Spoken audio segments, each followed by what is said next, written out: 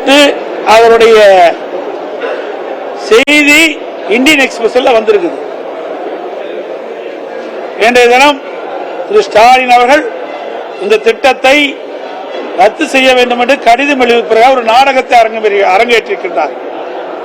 இந்த திட்டம் வருவதற்கு இன்றைய திமுக அரசாங்கம் தான் அனுமதி கோரி இருக்குது. இது பத்திரிகையில் வந்த செய்தி. இந்தியன் எக்ஸ்பிரஸ்ல அக்டோபர் 18, 23 இந்தியன் எக்ஸ்பிரஸ் பத்திரிகையில் வந்திருக்கிற செய்தி தான்.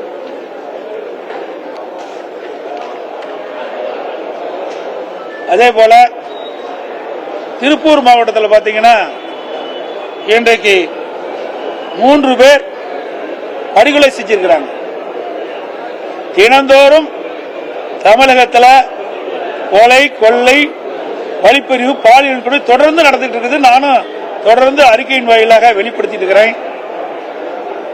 ஆனால் இன்றைய முதலமைச்சர் திரு ஸ்டாலின் தலைமையில் இருக்கின்ற அரசாங்கம் அது கண்டுகொள்வதில்லை.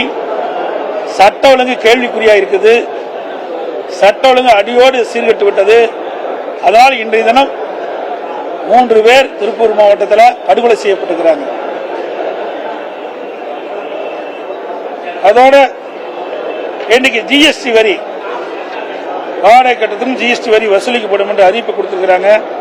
இன்றைக்கு அதை குறித்து வியாபாரிகள் எல்லாம் போராட்டத்தில் ஈடுபட்டிருக்கின்றாங்க. இதையெல்லாம் இந்த அரசு மத்திய அரசோடு தொடர்பு கொண்டு இதை ரத்து செய்வதற்கான நடவடிக்கை மேற்கொள்ள வேண்டும். ஏன்னா கொரோனா காலத்தில் வணிகர்கள் கடுமையாக பாதிக்கப்பட்டுட்டாங்க. இந்த சூழ்நிலையில் வரி மேல் வரி போட்டு அவள் கடுமையாக பாதிக்கக்கூடிய சூழ்நிலையை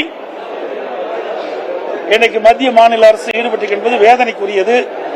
எனவே மத்திய அரசை வலியுறுத்தி இந்த ஜிஎஸ்டி வரியை குறைப்பதற்கான நடவடிக்கை மேற்கொள்ள வேண்டும் என்று விடியா திமுக அரசு கேட்டுக்கொள்கிறது. அதே போல இன்றைய தினம் நாகை மாவட்டம், மயிலாடுதுறை மாவட்டம், திருவாரூர் மாவட்டத்தில் கனமழையின் காரணமாக விவசாயிகள் பயிரிடப்பட்ட நெற்பயிர்கள் எல்லாம் அந்த வெள்ள நீரில் மூழ்கி கடுமையாக பாதிக்கப்பட்டிருக்கிறார்கள். அப்படி வெள்ளை நீரால் பயிர்கள் பாதிக்கப்பட்டதை கண்டறிந்து அந்த விவசாயிகளுக்கு இந்த அரசு இழப்பீடு தொகை வழங்க வேண்டும் என்று வேண்டுகோள் வைக்கின்றேன்.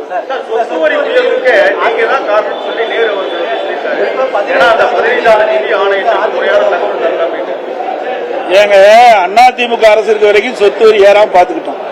ஆட்சி மாற்றம் ஏற்பட்ட பிறகு சொத்து வரியை உயர்த்திட்டு எங்க மேல பழி போட பாக்குறாரு. ஏன் எதுக்கு எடுத்தாலும் மத்திய அரசு எதுக்குன்னு சொல்றீங்களே? மத்திய அமைச்சர்லாம் கூட்டியாந்து விழா நடத்துறீங்களே? ஏங்க தமிழ்நாட்டு மக்கள் பாதிக்கப்படுகின்ற பொழுது இந்த சொத்து வரியை ரத்து செய்யக்கூடாது என்று வலியுறுத்துவதற்கு ஏதாவது போராட்டம் நடத்துறீங்களா? நாடாளுமன்றத்தில் குரல் கொடுத்தீங்களா? ஒண்ணுமே கிடையாது. எங்க மீது பழி போட்டு தப்பிக்க பாக்குறாங்க. இது ஆட்சி அதிகார இடத்தில் இருக்குது. அவர்கள் தான் இந்த சொத்து வரியை ஏறாம பாத்துக்கணும். ஏற்றிய சொத்து வரி ரத்து செய்யணும். எங்க போய் எக்ரிமெண்ட் கையெழுத்து? எந்த எக்ரிமெண்ட்ல கையெழுத்து போட்டு? சும்மா எதை வேணாம் சொல்றாங்க. நீங்களும் பத்திரிகையிலையும் ஊடகத்தில் வெளிப்படுத்திட்டு இருக்கிறீங்க. அவ்வளவுதான். ஆட்சியில் இருக்கீங்க தாங்க செய்யணும். ஒரு ஆட்சியாளர் என்னென்ன வாக்குறுதி கொடுத்தாங்களா இல்லையா? தேர்தல் அறிக்கையில பாத்தீங்களா? ஆட்சிக்கு வந்தா சொத்து வரி உயர்த்த மாட்டேன்னு சொன்னாங்களா? ஏன் உயர்த்தி இருக்கிறீங்க? அதை கேள்வி கேட்க மாட்டேங்கிறீங்க. நீங்க ஊடகங்கள் மூலம் பத்திரிகை நம்பலாம். 2021 திராவிட முன்னேற்ற கழகத்தினுடைய தேர்தல் அறிக்கையில குறிப்பிட்டிருக்கிறாங்க. திராவிட முன்னேற்ற கழகம் ஆட்சிக்கு வந்தால் சொத்து வரி ஏற்றப்பட மாட்டாது.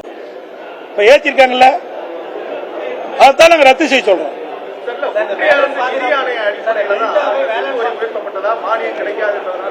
அப்படி இருக்கும்போது ஏன் 2021 சட்டமன்ற பொதுத் தேர்தல் போது மக்களை ஏமாற்றி ஓட்டுகளை பெறுவதற்காக இந்த பொய்யான வாக்குறுதி வெளியிட்டீங்களா? நீங்க பொய்யான வாக்குறுதி வெளியிட்ட காரணத்தினால தானே அந்த வாக்குறுதியை நம்பித்தானே மக்கள் திமுக வாக்களிச்சு நீங்க ஆட்சியில் இருக்கிறீங்க. ஆட்சிக்கு வருவதற்கு எந்த பொய் வேணாலும் நீங்க சொல்லுவீங்க. ஆட்சிக்கு வந்த பிறகு அவருடைய தேர்தல் அறிக்கை எல்லாம் மறந்துடுவீங்க. அதுக்கு ஏதாவது சாக்கு போக்கு சொல்லி அதை மக்களை சமாதானப்படுத்த முயற்சிக்கிறீங்க. அதுக்கு கண்டிக்கத்தக்க